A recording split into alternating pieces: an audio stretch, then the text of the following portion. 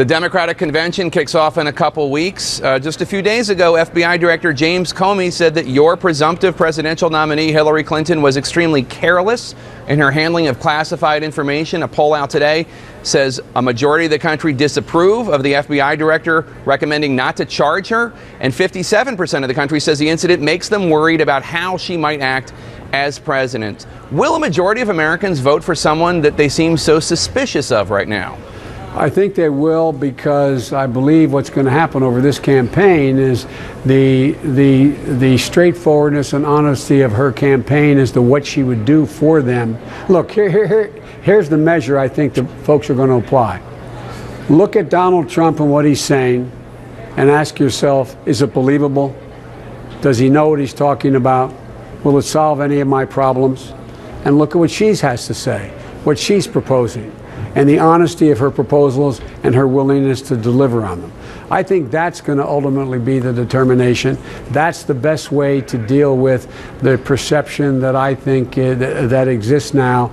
That is the best way to deal with it, is say what you believe, lay out what you're going to do, demonstrate you mean it, and I think it's going to be very hard for her opponent to do that. Mr. Vice President, I have to say, I'm old enough to remember the 1988 presidential primary race when you left after far less serious allegations than putting national security information at risk. Well, there are two good pieces of news about that, Jake. One is that it was clear I didn't do what I was accused of doing.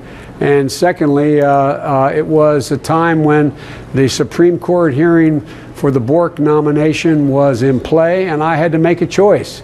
Do I go back out to Iowa and all the primary states and defend myself and fight my way back, as friends like Arlen Specter and others suggest that I do? Or do I stay and deal with the more? I didn't want to be an asterisk in history saying Biden went out to save the nomination or preserve the nomination. In the meantime, Judge Bork is on the court. I just asked people and that share my point of view. Imagine where we'd be, and he was a good, decent man personally, if Judge Bork were on the court right now.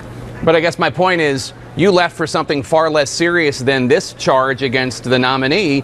It must confuse you in some ways.